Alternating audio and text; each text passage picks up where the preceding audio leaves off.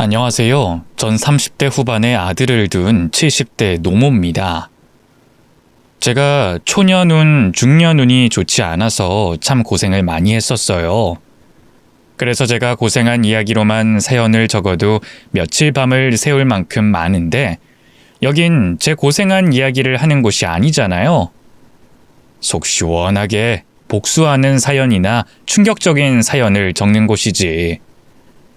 그런데 제 인생이 다사다난한 삶이어서 그런지 말년이 다 돼서는 이곳에 사연을 적을 만한 일이 생겼네요. 제 소중한 아들과 관련된 일인데요. 참 개념 없는 사람들을 만나서 얼마 동안 저와 제 아들이 고생을 했었습니다. 그 이야기를 해보려고요. 누구한테 이 이야기를 하는 게 처음이라 많이 긴장되는데 최대한 떨지 않고 겪었던 일 그대로 잘 얘기해 보겠습니다. 전 어려운 형편에 자식까지 많았던 집안의 장녀로 태어났습니다. 첫째 딸은 살림 미천이라는 말처럼 저는 집안을 위해서 어린 나이 때부터 희생해야 했어요. 그렇다고 가족을 위해 희생을 하는 게 억울하다거나 불만스럽지는 않았습니다. 당연한 일이기도 했고 첫째인 이유로 자연스럽게 책임감이 생겨서 그런지 가족들에게 도움을 줄 수 있다는 게 보람찼죠. 그렇게 제 10대, 20대 시절은 밑으로 줄줄이 있는 동생들의 뒷바라지와 집안 가게를 위해서 일하다 보니 이미 사라져버리고 없었습니다. 겨우 여유가 생겨 정신을 차려보니 어느새 30이 넘어 있었죠. 지금은 나이 30이라고 하면 아직 어린애로 보일 거예요. 결혼은 한참 뒤에 해도 될 나이기도 하고요. 그런데 그 당시 30이 넘은 나이이면 노처녀 소리를 귀에 딱지가 않도록 들었을 나이였습니다. 더 잔인하게 말하자면 결혼을 포기하고 평생 혼자 살 마음의 준비를 할 나이였죠. 아니면 재취 자리를 알아봐야 했어요. 그래서 저도 결혼을 포기한 채 내 부모님, 내 동생 잘 사는 걸 보며 만족하려고 했죠. 그런데 제가 일하던 공장에서 만난 남자와 부부의 연을 맺게 됐어요. 제 남편은 공순이었던 저와 달리 본사 관리직 직원이었는데요. 저보다 나이도 어리고 본사 직원이었기 때문에 이성으로 느낄 만한 상대가 아니었죠. 그런데 어느 날부터 남편이 저에게 자주 말을 걸어왔고 둔한 제가 눈치를 채지 못하자 대뜸 고백을 해왔습니다. 저는 다른 사람들 눈을 의식해 남편의 마음을 거절했고요. 하지만 남편은 계속 마음을 표현했고 결국에 그 마음을 받아주게 됐죠. 이후 2년간의 연애 끝에 남편과 저는 결혼식을 올리려고 했습니다. 하지만 너무나도 당연하게도 시부모님께서 반대를 하셨어요.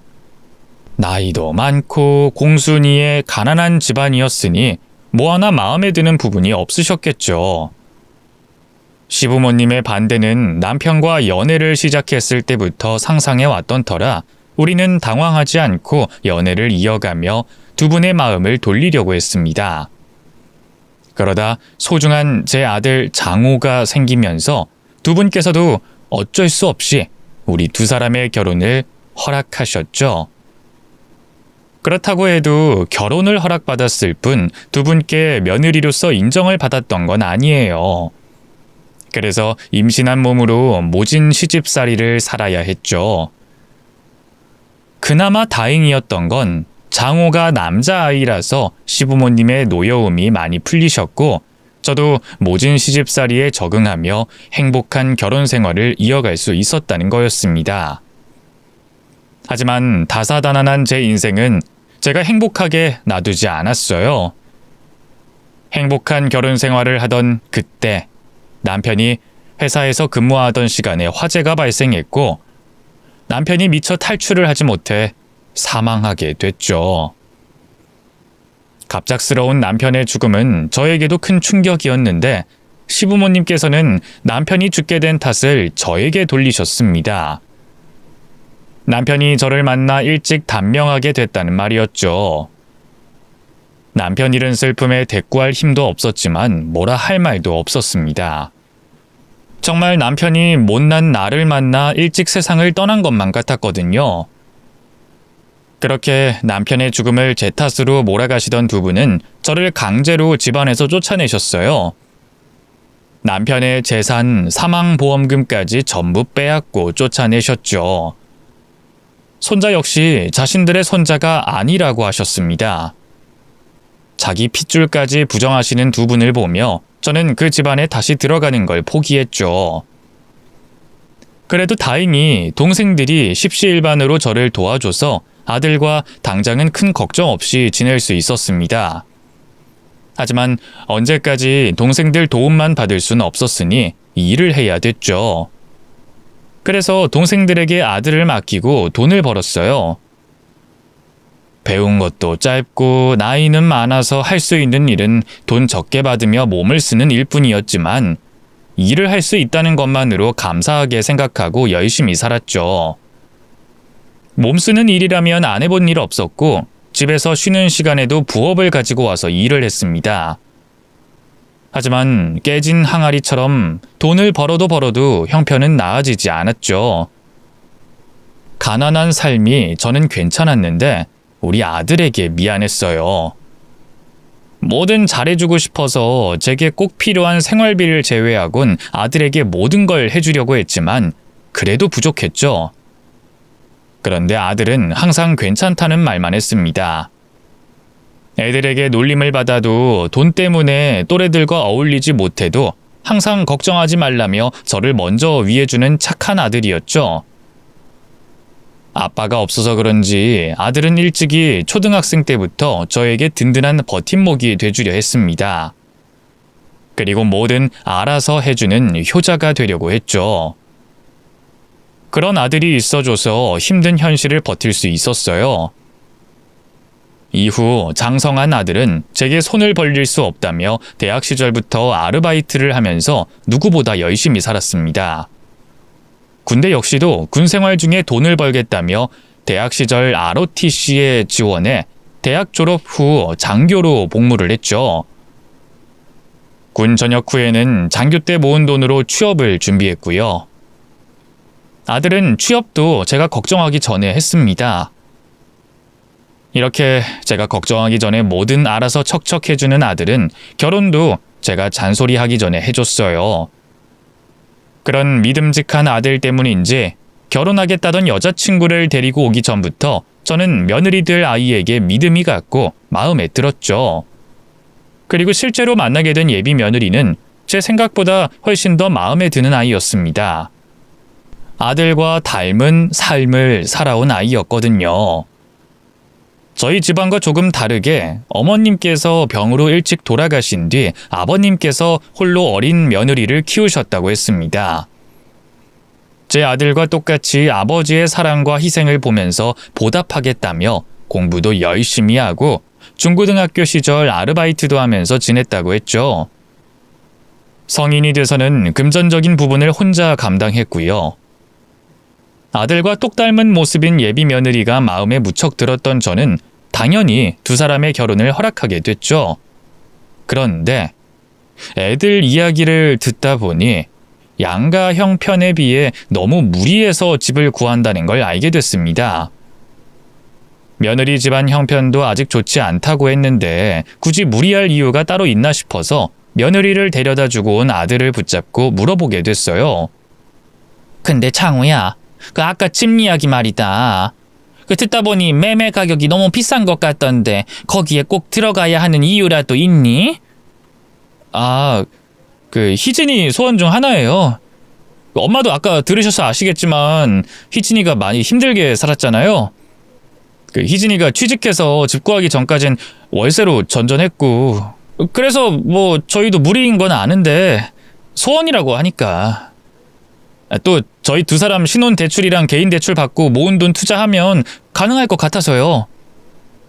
그리고 부동산이 오르면 올랐지 떨어지진 않잖아요. 뭐 그렇게 생각하면 투자하는 셈 치고 적당히 부담되는 선에서 무리를 해도 될 것 같아서요. 혹시 엄마 도와주시는 것 때문에 그러시는 거면 걱정 안 하셔도 돼요. 결혼 비용은 저희가 알아서 할 거예요. 무리한다 싶었지만 두 사람 모두 똑부러진 아이들이니 어련히 잘할 거라고 생각했습니다. 나이든 저보다 애들이 몇 배, 몇십 배 나을 테니 두 사람 결혼에 참견하지 않고 도움만 주려고 했죠. 그런데 아들과 며느리는 양가 집안의 도움을 끝까지 거절했어요. 자기들이 알아서 하겠다면서요. 처음에 부모 도움 없이 결혼을 어떻게 하려고 하나 싶었는데 착착 진행되는 과정을 보니 역시 우리 아들이구나, 내 며느리들 아이구나 싶었죠. 그런데 상견례 날짜 때문에 모인 자리에서 이야기를 나누다 의문스러운 말을 듣게 됐습니다.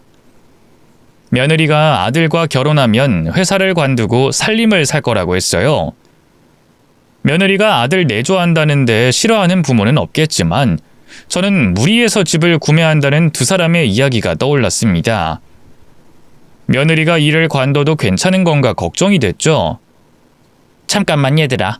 그럼 희진이가 회사를 그만두면 대출은 어떻게 부담하니? 그럼 집을 다시 구해야 하는 거 아니야? 어머님, 장호 씨 적지 않게 번다는 거 아시잖아요. 그 정도는 괜찮아요. 그리고 제가 집안 살림하면서 착실하게 저금할 거고요.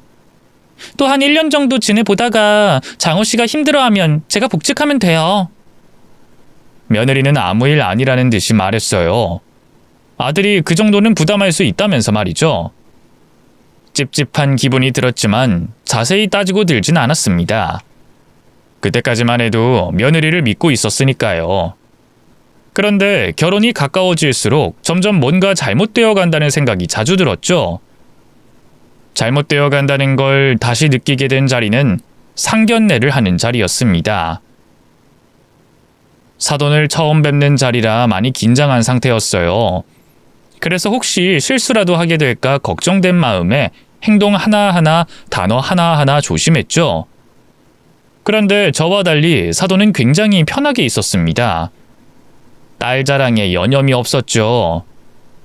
아유, 우리 딸이 자기 벌어온 돈이라고 하는데, 이야, 내가 이 눈물이 나가지고, 아이, 세상에 그 나이에 부모 주머니 걱정하는 딸이 어디 있습니까?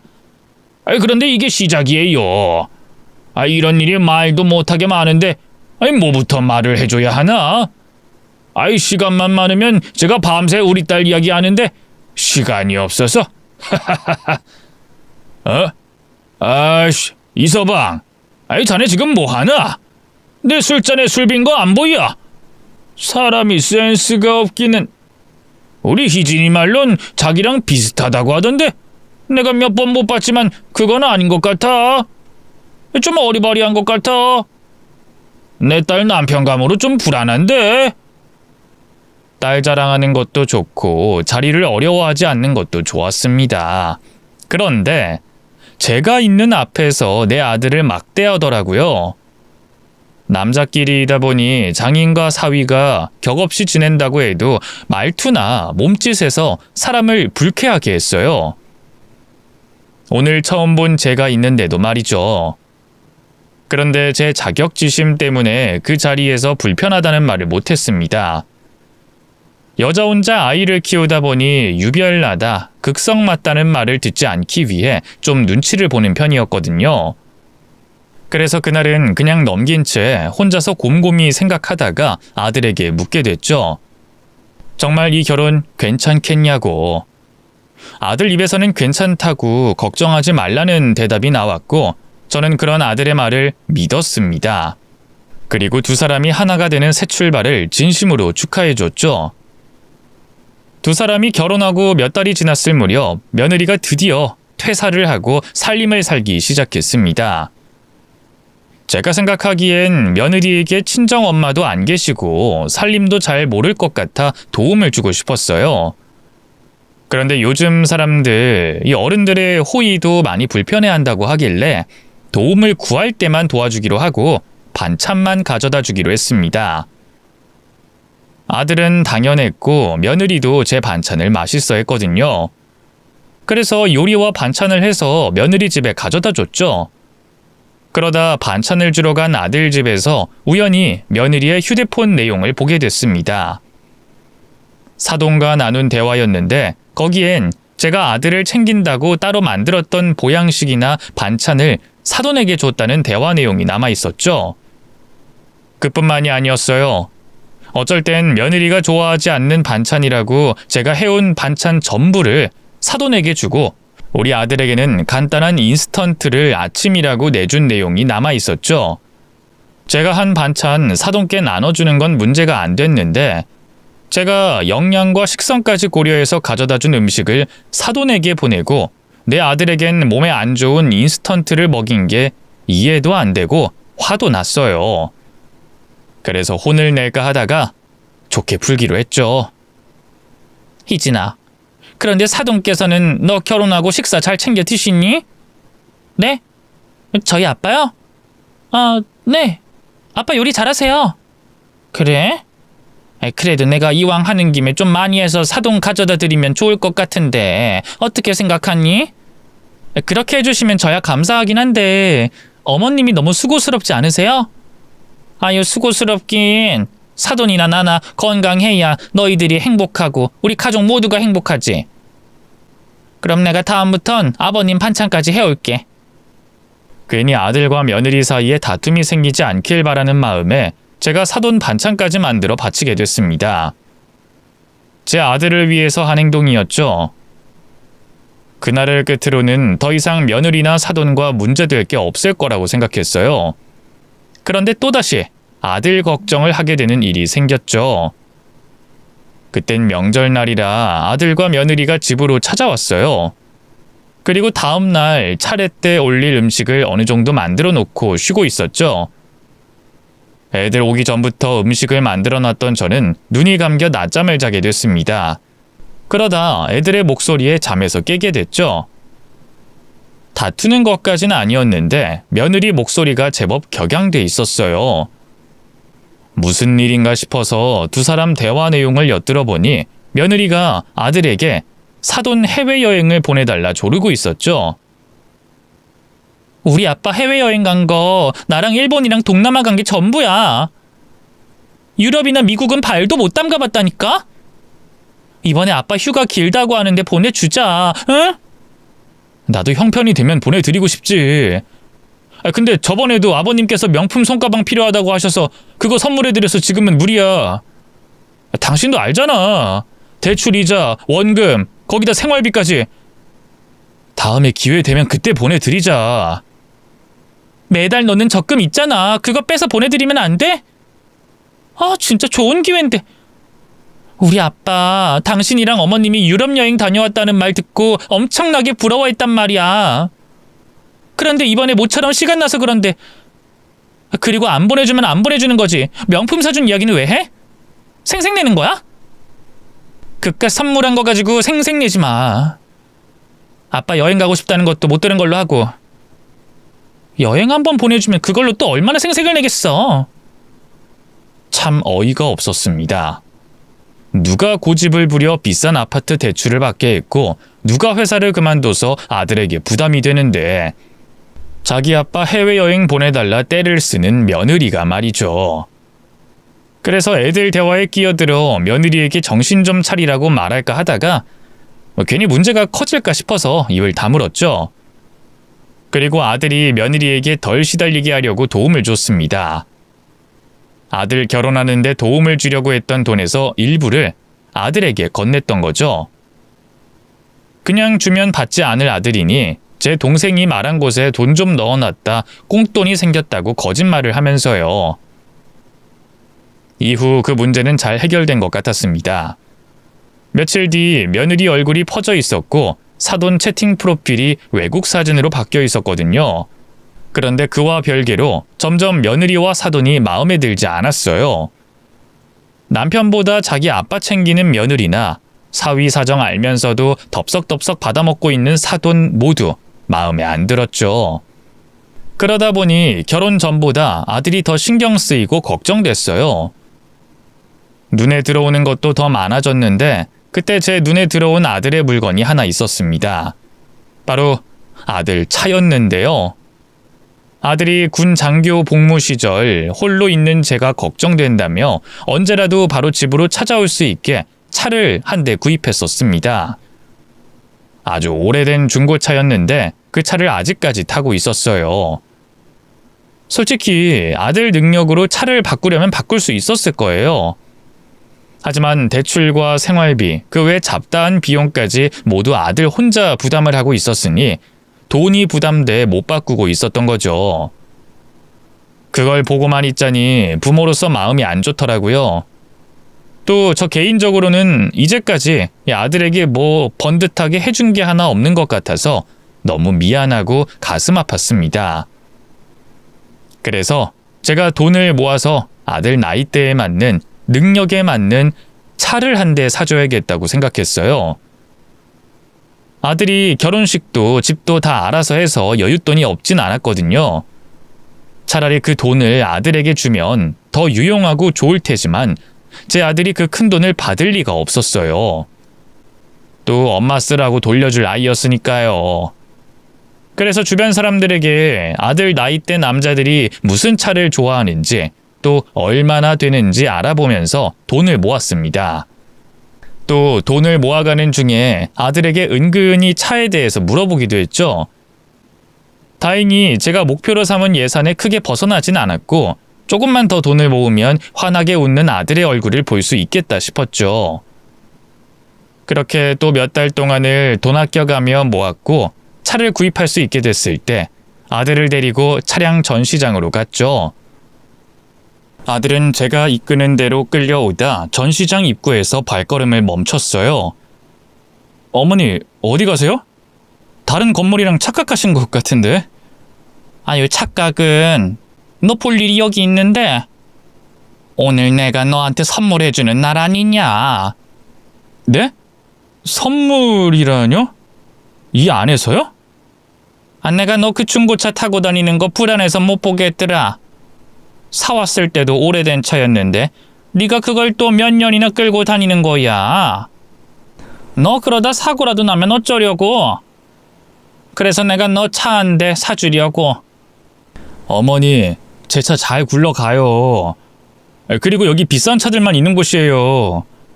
구경하러 들어갔다가 눈칫밥만 먹어요. 차를 사는데 누가 눈칫밥을 줘? 아이고, 그만 말하고 따라와. 이 앞에 있는 게 더 눈칫밥 먹겠다. 차량 전시장 안에 들어와서도 제 말을 믿지 못하는 아들을 데리고 좋아한다는 차 앞에 섰습니다.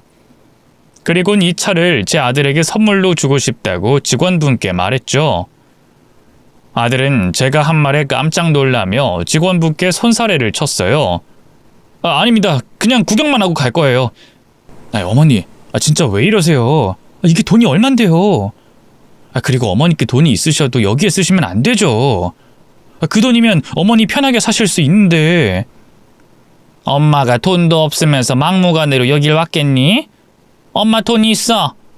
그리고 너한테 차 사주고 싶고. 엄마가 너 결혼할 때 해준 게 없잖아. 집도 네가 알아서 했겠다. 결혼식장도 예물 예단도 전부 네가 했고.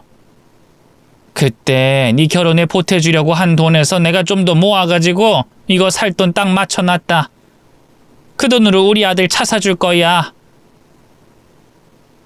저번에 물어보니까 네가 이거 타고 싶다며? 맞지? 아니, 어머니, 제가 그 돈을 어떻게 써요? 차를 어떻게 타고 다니고요? 저 못해요. 그 돈 어머니 필요하신 곳에 쓰세요. 그리고 어머니가 해준 게 왜 없어요? 이제까지 버신 돈 전부 저한테 쓰셨는데. 차를 사드려도 제가 사드리지 어머니께 받진 못하겠어요. 그러니까 돌아가요. 어허, 어디 엄마 말을 거스르려고 해? 엄마가 사주겠다고 하면 감사합니다 하고 받아야지. 너 진짜 엄마 마음 몰라서 그래? 엄마가 내 자식한테 좋은 선물 좀 해주고 싶어서 그런 거 알잖아. 엄마도 엄마 노릇 좀 하고 싶어서 그래. 너 이거 안 받으면 엄마 병날지도 몰라. 엄마 마음엔 우리 착한 아들에게 이것밖에 해주지 못해서 성에 차지 않는다고. 그러니 아무 말 말고 그냥 받아줘. 응? 한참 동안 아들에게 구구절절 말을 하며 부탁하다시피 하자 그제야 아들은 제 마음을 알아주고 차를 계약하겠다 말했습니다. 그리고 정말 고맙다며 평생 제가 사준 차를 타고 다니겠다고 했죠. 차량 설명과 시운전을 하면서 점점 밝아지는 아들의 모습을 보면서 참 잘한 결정이다 싶었습니다. 그리고 출고된 차량을 보고 아이처럼 좋아하는 아들을 보면서 마치 제가 선물을 받은 것처럼 기뻤죠. 그런데 그때부터 정말 조심했어요. 제가 한 행동 하나하나가 아들에게 생색내는 것처럼 보이면 어쩌나 싶어서 말이죠. 그래서 아들이 먼저 말을 꺼내기 전에는 잘 타고 다니는지 이상은 없는지 물어보지도 않았습니다. 그러면서도 아들이 제가 선물한 차를 잘 타고 다니나 싶어서 가끔 저희 집에 놀러 왔다 집으로 돌아갈 때면 현관 앞까지 배웅을 나갔다가 후다닥 베란다로 달려가 아들 차를 보곤 했죠. 그런데 이상하게도 아들이 여전히 중고차를 타고 있었습니다. 처음엔 차량이 잘못된 건가 걱정했고 나중엔 아들이 차를 아낀다고 저러나 싶었죠. 너무 궁금해서 슬쩍 물어봤더니 제가 생각했던 것처럼 차에 흠집이라도 생길까 싶어서 특별한 날에만 끌고 나간다고 했습니다. 차량에 문제가 없다니 안심은 되는데 제가 준 선물이라고 차를 아끼는 아들이 답답했어요. 그것 좀 열심히 타고 다니고 나중에 제가 또 바꿔주면 좋겠는데 정말 죽을 때까지 타고 다닐 생각인지 차를 모시고 있다는 말을 하니까 말이죠. 그래서 제발 좀 타고 다니라는 말이 입 밖으로 나왔습니다. 아들은 다른 대답하지 않고 어색한 웃음만 보였고요. 그런데 얼마 뒤 저는 아들의 어색한 웃음의 이유를 알게 됐습니다. 제가 사준 차량을 다른 사람이 끌고 다니는 걸 보게 됐거든요. 그 사실을 알게 된 그날은 제가 아들네에 반찬을 가져다 주는 날이었습니다. 제가 아들네로 찾아갔을 때는 며느리가 나갔다고 해서 반찬만 냉장고에 넣어놓고 집으로 돌아가던 중이었죠. 그러다 배가 출출해서 포장마차 떡볶이를 먹고 있었는데 바로 앞 식당에서 사돈이 나와 담배를 피는 겁니다. 그쪽에선 저를 보지 못한 것 같아 굳이 아는 척을 하지 않으려고 했어요. 고개를 돌린 채 남은 떡볶이를 빨리 먹고 자리를 떠나려고 했죠. 그런데 담배를 피며 전화를 하는 사돈 입에서 이상한 소리가 나오는 겁니다. 제 아들과 관련된 이야기가 말이죠. 금방 갈 거야. 아이 딸내 내 반찬거리가 있어서 그것만 집에 갖다 넣어놓고 바로 갈게. 그러니까 잠깐만 기다려. 아이 참, 너 그거 하나 못 기다리냐?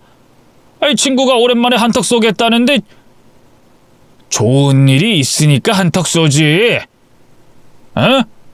가서 보면 알 텐데 뭐 그리 궁금하다고.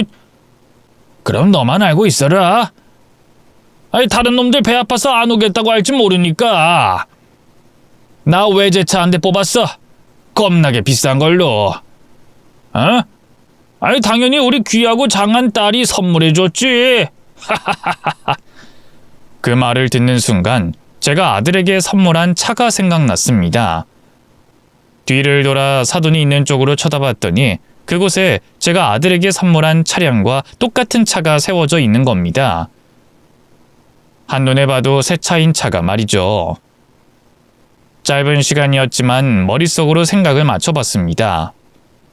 며느리가 내가 아들에게 선물한 차와 같은 기종을 사돈께 선물할 확률이 얼마나 될까?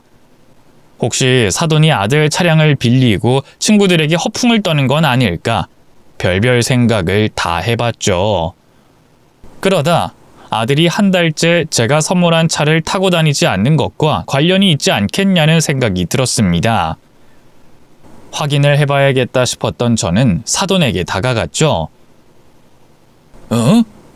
야 잠깐만, 조금 이따가 통화하자. 사돈, 여긴 어쩐 일이세요? 제가 본의 아니게 통화를 듣게 됐는데요. 이 차 따님에게 선물 받으셨다고요? 언제 받으신 거예요? 네? 네, 우리 희진이가 저한테 선물했는데요. 이 시기는 한두 달 됐고. 근데 왜 그러세요? 뭔가 이상했어요. 가까이서 보니까 분명 제 아들 차가 맞았거든요. 그런데 사돈은 며느리가 선물을 했다고 하는 겁니다. 그때 아들이 차량 사진을 찍어서 보내준 게 기억이 났어요.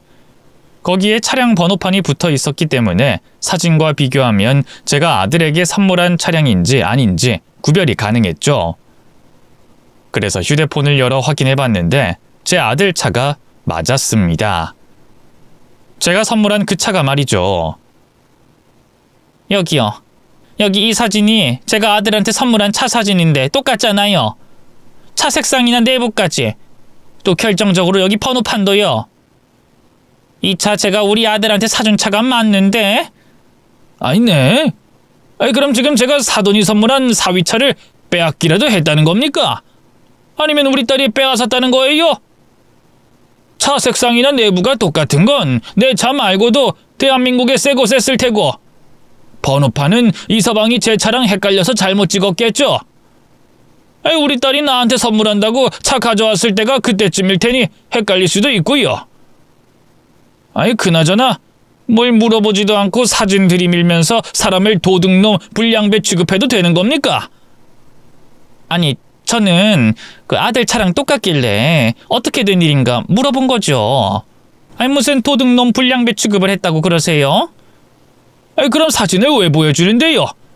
내가 아니라고 했지 않습니까? 우리 딸이 선물했다고 말을 했는데 휴대폰 들이밀었잖아요. 그게 도둑놈 취급 아니면 뭔데요? 이거 나 기분 좋게 밥 먹고 나왔더니 무슨 황당한 경우야. 기분 확 더러워지네. 어디 제 딸한테 전화해서 확인해 볼까요? 이서방한테 지금 전화 걸어요. 내가 도둑 새끼가 맞는지 아닌지 이 자리에서 확인해 봐야 속이 시원하겠어요. 어쩌면 저렇게 경우가 없을 수 있을까 싶었습니다. 제가 정말 도둑놈 불량배로 몰아갔던 것도 아니고 충분히 물어볼 수는 있는 거잖아요. 제게 화를 내는 사돈에게 저도 맞불을 놓아 따지고 들까 싶었지만 똑같이 목소리 높여봤자 일은 해결되지 않고 다툼으로 번질 것 같아서 제가 대충 수습하고 그 자리를 피했습니다. 그리곤 집으로 들어와 아들에게 차량에 대해서 어떤 식으로 물어봐야 할지 고민하게 됐죠. 정확한 전후 사정을 확인하고 싶었는데 사돈과 있었던 일을 그대로 전달하면 아들이 미안해할 게 뻔해서 싫었고 둘러서 말하자니 이번에도 저 속상해하지 말라고 대충 얼버무리며 솔직히 말하지 않을 것 같았거든요. 어떻게 물어봐야 아들이 제게 속상해하지도 미안해하지도 않게 사실을 확인할 수 있을까 생각을 하던 차에 누군가가 초인종을 누르면서 현관문을 막 두들겼습니다. 누군가 싶었는데 며느리였어요. 며느리는 문이 부서져라 두들기면서 빨리 나오라는 듯 소리치며 저를 찾았죠. 어머님, 어머님! 안에 계신 거 다 알아요. 얼른 문 여세요. 어서요.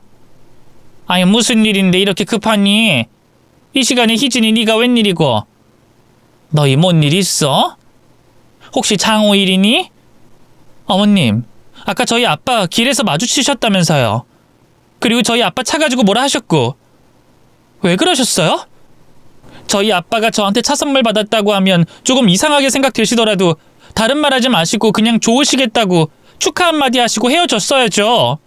그 자리에서 왜 어머님께서 그 이에게 사준 차가 맞다고 정말 제가 선물해준 게 맞냐는 그런 말씀을 왜 하세요? 저희 아빠가 얼마나 기분 나빠했는지 아세요? 그때 그 자리가 얼마나 기분 나쁘고 수치스러웠으면 저한테 곧장 전화해서 속상하다고 했겠어요. 도대체 우리 아빠한테 무슨 말씀을 어떻게 하신 거예요?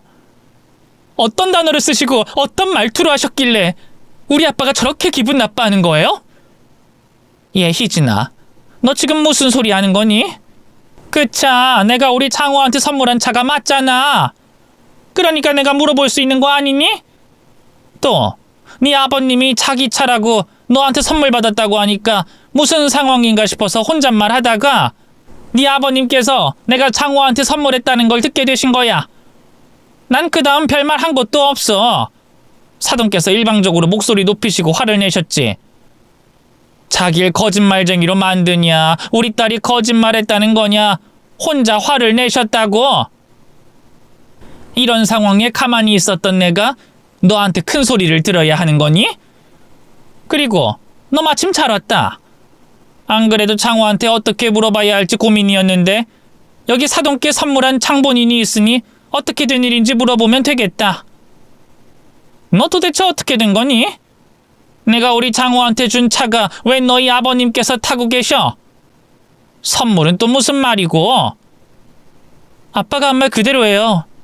제가 평생 고생한 저희 아빠 차 선물해 드렸어요. 왜요? 그러면 안 돼요? 장호 씨가 저 만나게 된 것도 어머님께서 저 같은 며느리를 둔 것도 모두 다 저희 아빠 덕분인데 저희 아빠 혼자서 저를 업고 키우셨어요. 말만 업어서 키웠다는 게 아니라 진짜 저 업고 키우셨다고요. 일 다니실 때도 친구들 만날 때도 언제 어디서든 절 떼놓고 다니시지 않았어요. 그게 얼마나 어려운 일인지 어머님은 아시죠? 어머님은 그래도 형제 자매분들이 있어서 그 일 맡기고 편히 일하실 수 있었잖아요. 그런데 우리 아빠는 정말로 그 수많은 일을 하면서 저를 곁에 두고 키우셨다고요. 거기다 아빠가 혼자서 딸 키우는 게 좀 쉬운 일이에요? 남자아이들은 무던하게 키울 수 있다지만 여자아이를 남자 혼자서 키운다는 게 쉬운 일이냐고요. 그래서 제가 우리 아빠께 선물했어요. 그 이도 어머님도 우리 아빠께 고마워할 테니까 제가 대신 전달만 해드렸다고요. 그리고 그 이는 차가 있잖아요. 제가 차 없는 사람 걸 빼앗은 것도 아닌데 왜 저희 아빠께 그런 식으로 말씀하세요? 이제 제가 왜 그랬는지 아시겠고 미안한 마음 생기셨으면 저희 아빠께 전화 좀 해주세요. 아까는 오해한 것 같아서 미안하다고 전화하시면 저희 아빠도 마음 풀 거예요. 며느리가 하는 말 같지도 않은 말을 듣게 되니 한 가지 생각이 머릿속에 떠올랐습니다. 아, 인연이 평생을 저런 생각으로 살아왔구나. 인연 머릿속에는 우리 아들이 아니라 지 아빠 생각으로 가득 찼구나. 지 아빠만 고생했고 지 아빠만 대접받아야 하는구나 싶었죠. 그래서 더는 참을 수가 없어요. 이제까지 우리 아들보다 지 아빠만 챙기는 걸 알긴 알았지만 그래도 어느 정도 선이 있는 줄 알았습니다.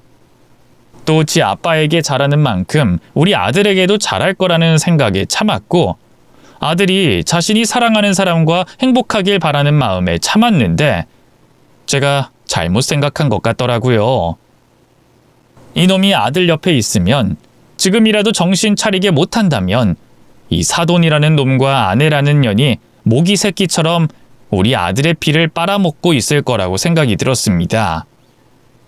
그렇다고 아들에게 이혼하라는 말을 할 수는 없었으니 오늘 이 자리에서 인연의 정신머리를 고쳐주자 싶었죠. 그리고 사돈이라는 그 인간도 며느리와 묶어서 정신머리를 고쳐줘야 했습니다. 며느리 하나 고친다고 해결될 문제 같진 않아 보였으니까요. 그래서 사돈에게 전화해 저희 집으로 불렀죠. 그러니까 내가 너희 아버님께 사과하라는 거지? 좀 전 이래가지고. 그럼 아버님을 우리 집으로 부르자. 얼굴도 보이지 않는 사과가 무슨 소용이 있겠니? 그리고 뭐라도 대접해드려야 사과받는 분도 기분 좋게 넘기지. 아빠 바쁠 텐데. 뭐 어머님께서 대접해 주신다고 하니까 제가 잘 말해서 오시도록 해볼게요.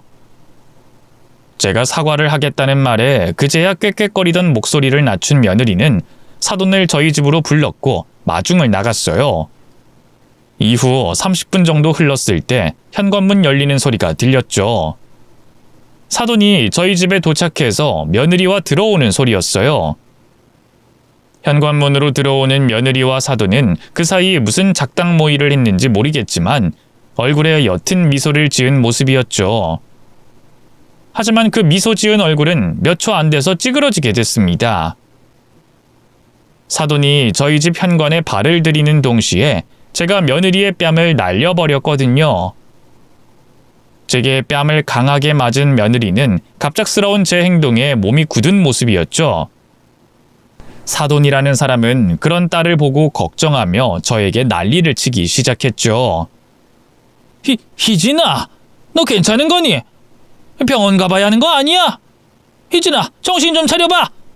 희진아! 아니 사돈, 지금 뭐 하는 겁니까? 우리 착하고 귀한 딸을 왜 때려요? 사과하겠다고 사람 불러놓고 지금 이게 무슨 짓을 하는 거냐고요? 지금 사돈이 하는 행동과 똑같은 행동을 하는 겁니다. 뭐라고요? 지금 나랑 말장난합니까? 지금 내 딸 뺨을 때려놓고 뭐라고 하는 거야?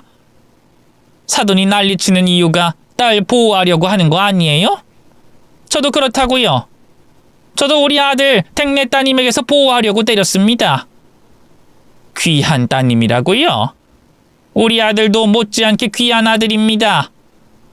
제가 사돈처럼 줄줄이 늘어놓지 않아서 그렇지 고생이라는 고생 다 하면서 귀하게 키운 아들이라고요. 그런데 댁의 따님이 댁께서 우리 아들 등에 빨대 꽂고 피를 쪽쪽 빨아먹고 있길래 남의 등에 빨대 꽂는 그 못된 정신머리 좀 고쳐주려고요. 그래서 때렸습니다. 아니 이 여자가 정말 미쳤나? 지금 무슨 소리 하는 거야? 누가 누구 등에 빨대를 꽂아? 당신 아까 차 문제 가지고 이러는 거야? 당신 아들이 선물한 차 내가 뺏어갔다고. 이제야 그 입에서 뺏어갔다는 말이 나오네요. 네 맞아요. 맞는데 그것뿐만이 아니죠. 차 문제는 상황을 이렇게 만든 스위치에 불과하고 그동안 쌓여온 일이 있으니까 내가 이렇게 하는 겁니다. 제가 굳이 하나하나 안 짚어드려도 다 아시죠? 우리 아들한테 받아먹은 게 있는데 그리고 대개 따님 어른께 예의가 너무 없어요. 그래도 내가 자기한테 시어머니 되는 사람인데 말하는 뻔세가 영. 그래서 제가 오늘 정신머리 고칠 겸 예의도 가르칠 겸 훈육 좀 하려고요. 사돈께서 고생하시면서 귀하게 키우느라 못했던 훈육을. 희진아, 겨우 그거 한 대 맞았다고 얼어 있으면 되겠니? 제가 말로 몰아붙이자 당황하고 있는 사돈 손에서 며느리를 빼앗아 왔어요. 그리고는 이제까지 저와 아들에게 무슨 잘못을 했는지 스스로 대답하게 했죠. 대답이 끊기거나 말을 못할 때면 며느리 등짝이든 뺨이든 눈에 보이는 대로 때렸습니다. 그러자 매 한 번 든 적 없이 키운 귀한 딸이 맞고 있는 걸 볼 수 없었던 사돈은 저를 며느리 곁에 떼어놓으려고 육탄전을 벌였죠. 사돈이 필사적이었던 만큼 저도 필사적이었습니다. 내 아들을 지키기 위해서 말이죠. 힘으론 당연히 남자였던 사돈이 앞섰지만 전 아들을 지켜야 한다는 악을 쓰고 있었기 때문에 쉽사리 밀리지 않았습니다. 결국 사돈은 혼자서는 저를 당해낼 수가 없다고 생각했는지 제 마을에서 전화를 걸었어요. 아들을 위해서 아들 모르게 하려고 시작한 일이었지만 그땐 저도 너무 흥분한 상태라 일이 어떻게 되건 제 손에 잡혀있는 그년과 그년 아빠를 혼내주자는 생각밖에 안 들었습니다. 그래서 며느리를 계속 몰아붙이고 있었죠. 이후 사돈의 연락을 받고 헐레벌떡 집으로 들어온 아들은 오자마자 저와 며느리를 떼어놨습니다. 그제야 제 약점이자 저를 말릴 수 있는 남편이 왔다는 안도감에 기가 살았는지 방금 전까지 세게 잘못했다고 빌던 며느리가 막말을 하기 시작했죠. 진짜 뭐 하는 거야 정말? 머리야. 어머, 머리 빠진 것 좀 봐. 저기요, 내 머리 어떻게 할 거예요? 여보, 당신 어머니 왜 저래? 뭘 잘못 먹었는지 나를 이 지경으로 만들어놨어. 거기다 뭐라고 했는지 알아? 나랑 우리 아빠가 당신한테 빨대 꽂고 피를 빨아먹는데 우리가 무슨 흡혈귀야? 모기야? 내가 당신이 받은 차 우리 아빠한테 차 선물한 것 가지고 이 지랄을 떤 거야. 그게 말이 돼? 겨우 차 한 대 가지고? 이건 너무 심한 거 아니야? 아니 이서방, 내가 결혼 허락할 때 뭐라고 했나? 우리 딸 못난 내 밑에서 힘들게 자랐다고 공주같이 대해주라고 말했지 않았나? 근데 이게 뭐야? 내가 우리 딸을 어떻게 키웠는데? 우리 딸이 얼마나 착한 딸인데 우리 딸을 이 모양 이 꼴로 만들어? 자네 이번 일 어떻게 수습할 거야? 정신 나간 자네 어머니 어떻게 처리할 거냐고? 며느리나 사돈이나 아직 정신을 덜 차렸는데 자기들이 잘못한 건 생각도 하지 않고 되레 저와 아들에게 화를 냈어요. 어디 갈 때까지 가보자는 것 같았는데 저도 가만히 있을 수가 없었죠. 이것들 끝까지 정신을 못 차렸네. 지들 고생한 걸 왜 우리 아들한테 보상받으려고 해? 내 귀한 아들도 내 밑에서 착한 아들로, 든든한 아들로 자란다고 고생했어. 없는 형편에 엄마 걱정 덜 시키겠다고 혼자서 용 쓰면서 살아왔다고. 그런 나는 댁보다 고생을 덜 했을 것 같아? 과부 마음 과부나 호래비가 알아준다고 했어. 그럼 똑같이 홀로 애 키우느라 고생했다고 생각해야지. 지만 고생하고 지 딸년만 고생했다고 생각해? 그래서 우리 아들 피를 그렇게 쪽쪽 빨아먹어? 자자, 다음에 뭘 가지고 가려고 했는데? 뭐 그 다음은 집이야? 뭐 그런 다음은 우리 아들 목숨이야? 저는 잔뜩 흥분한 상태로 또다시 두 사람과 말다툼을 벌이게 됐어요. 그런데 제 앞을 가로막고 있는 아들의 반응이 좀 이상했습니다. 무엇인가 생각이 깊은 듯한 아들의 표정에 순간 아차 싶었습니다. 내가 괜한 짓을 벌여 우리 아들을 힘들게 만들었구나 싶었죠. 아이 창호야, 엄마가 미안하다. 엄마가 정말 정신이 나갔던 것 같아. 우리 아들 힘들게 하려고 한 건 아니었는데. 평생 아들에게 도움 하나 못 줬는데 아들 발목까지 잡았다는 생각에 후회가 밀려왔고 너무 부끄러웠습니다. 그래서 정말 미친 사람 같겠지만 사돈과 며느리에게 무릎이라도 꿇어서 이 상황을 돌려놓고 싶었죠. 그런데 그때 아들이 제 팔을 꽉 잡았어요. 어머니가 왜 저한테 미안하세요? 이번에도 저를 위해서 행동하신 건데. 죄송해요. 제가 잘못했어요. 그러니까 제가 다 돌려놓을게요. 알 수 없는 말을 꺼낸 아들은 저를 잡고 있던 손을 놓고 뒤돌아 며느리와 사돈에게 다가갔어요. 그리곤 두 사람을 밀치기 시작했죠. 아니 자네 왜 이러나? 나 자네 장인이야. 그런데 날 이렇게 밀치면 어떡해? 당신 왜 이래? 왜 이러는 건데? 나가라고!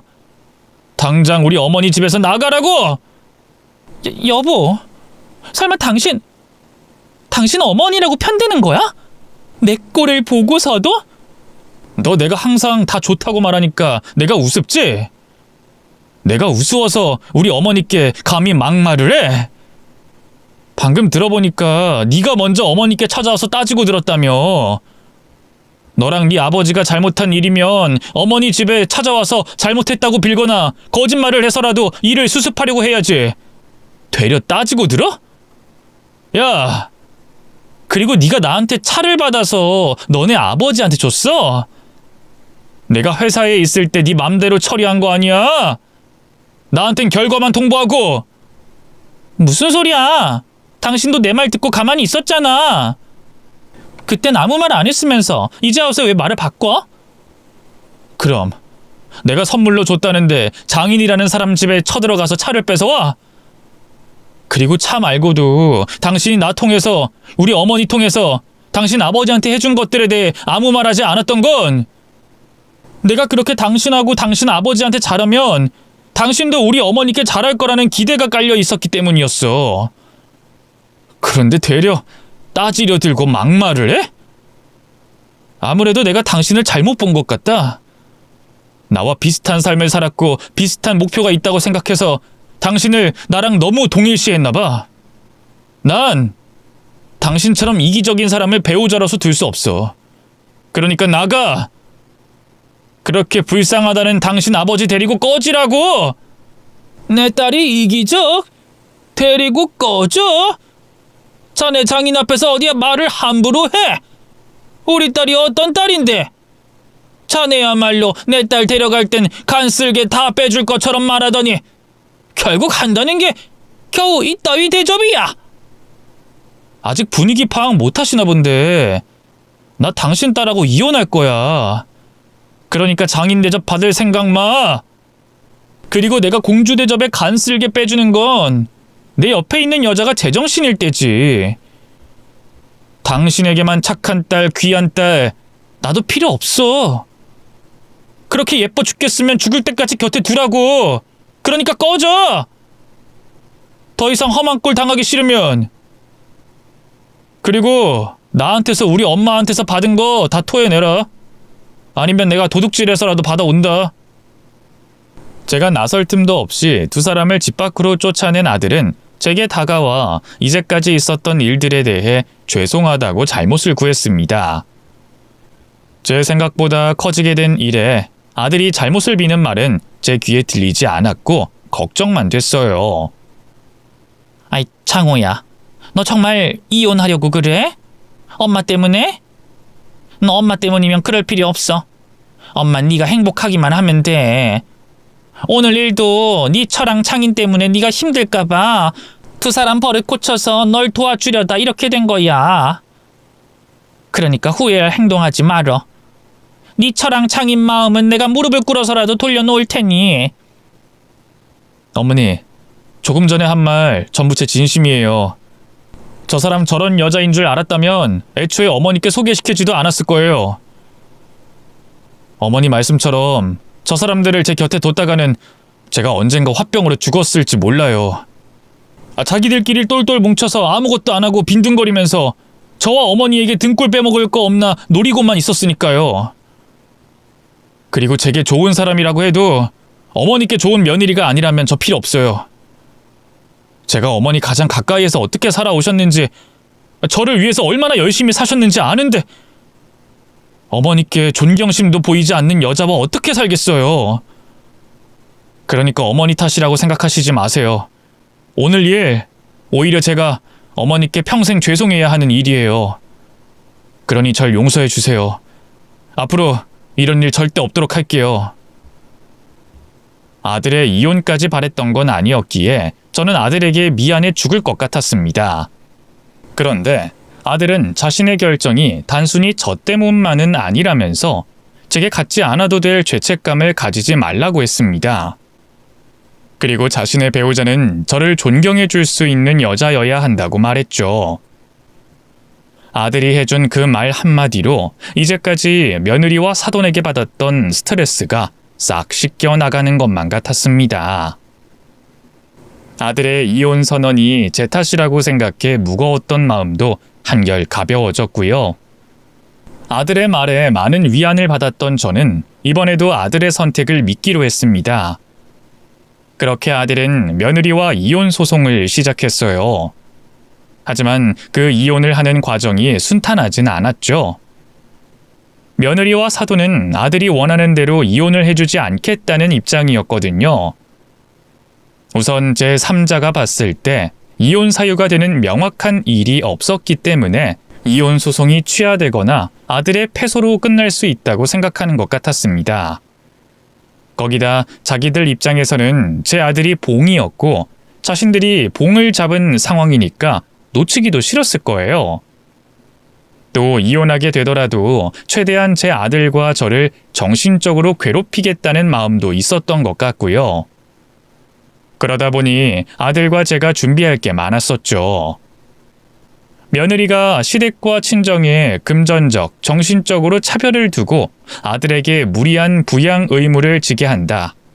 그런 관계로 인해 부당한 대우를 받고 있다고 생각하고 갈등을 겪고 있다는 주장에 대한 증거 수집이 필요했죠.